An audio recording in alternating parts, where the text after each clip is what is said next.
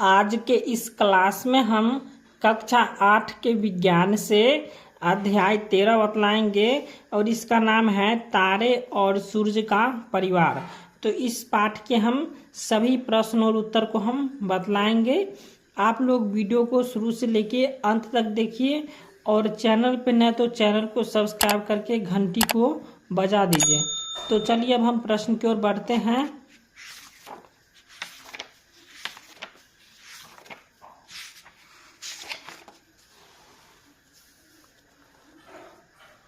तो यहाँ पे अभ्यास दिया हुआ है, एक में रिक्त स्थानों को भरे।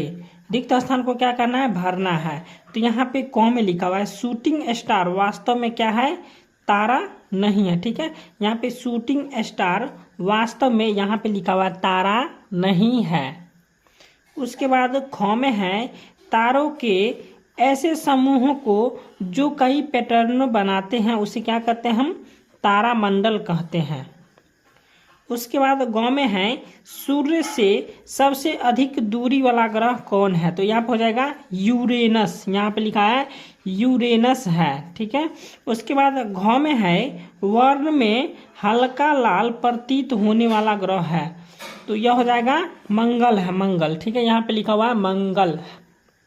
उसके बाद अंगों में है क्षुद्र ग्रह। क्षुद्र ग्रह मंगल तथा बृहस्पति की कक्षा के बीच में पाए जाते हैं। ठीक है, ये हो गया आपका एक का। चलिए अब हम दूसरा प्रश्न बतलाते हैं।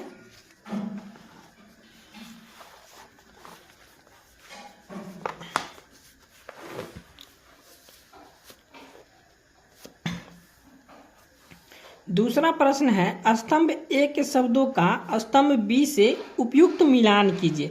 यहाँ पे क्या करना है? मिलान करना है। तो यहाँ पे ए में दिया बाह्य ग्रह, यानी कि बाहर के ग्रह को यहाँ पे हो जाएगा कृत्रिम उपग्रह।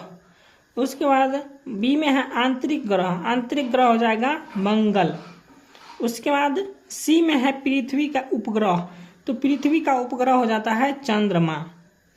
उसके बाद डी में है तारामंडल, तो तारामंडल हो जाएगा सप्तर्षि। ठीक है, उसके बाद ई में है आर्यभट्ट, तो आर्यभट्ट हो जाएगा शनि। शनि क्या है? आर्यभट्ट है। ठीक है, अब आपका प्रश्न उत्तर है, चलिए इसको हम बतलाते हैं।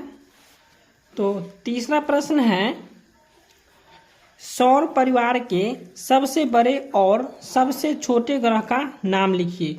तो सौर परिवार का सबसे बड़ा ग्रह हो जाता है बृहस्पति ग्रह। ठीक है, उसके बाद सौर परिवार का सबसे छोटा ग्रह हो जाता है बुध।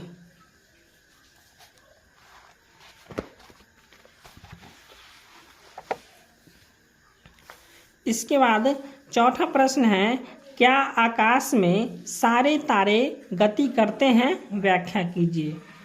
तो इसका लिखेंगे उत्तर हम कि वास्तव में आसमान में तारे गति नहीं करते हैं।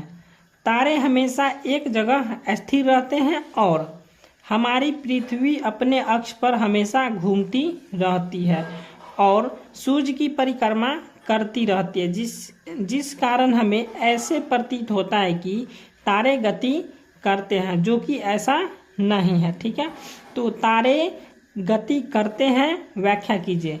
तो आकाश में सारे तारे गति करते हैं, व्याख्या कीजिए। इसका प्रश्न का आंसर समझ में आ गया होगा। ठीक है, चलिए अब हम प्रश्न संख्या 5 को बतलाते हैं।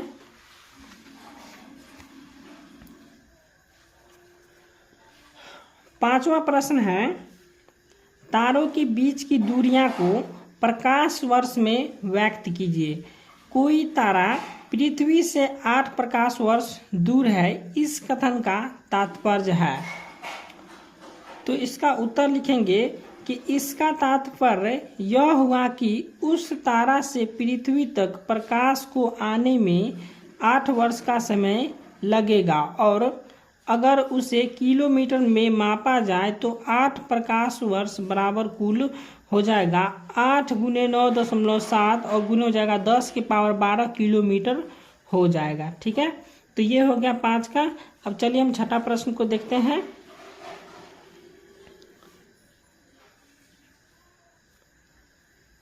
छठा प्रश्न है ग्रहों की परिक्रमा का आरेख खींचिए जिसमें सूर्य के चारों ओर परिक्रमा करते ग्रह को दर्शाया गया हो। तो यहाँ पे इस प्रकार से आपको क्या करना है जो है सो ग्रहों को दर्शाएगा। ठीक है, यहाँ पे क्या करना है कि सूर्य के चारों, यहाँ पे देख लीजिए बीच में सूर्य है और सूर्य के चारों ओर परिक्रमा करते ग्रह को दर्शाना था। ठीक है, तो इस प्रकार से आप इसको दर्शा लीजिएगा। तो वीडियो अच्छा लगा हो तो वीडियो को लाइक कीजिएगा और चैनल को सब्सक्राइब कर दीजिएगा।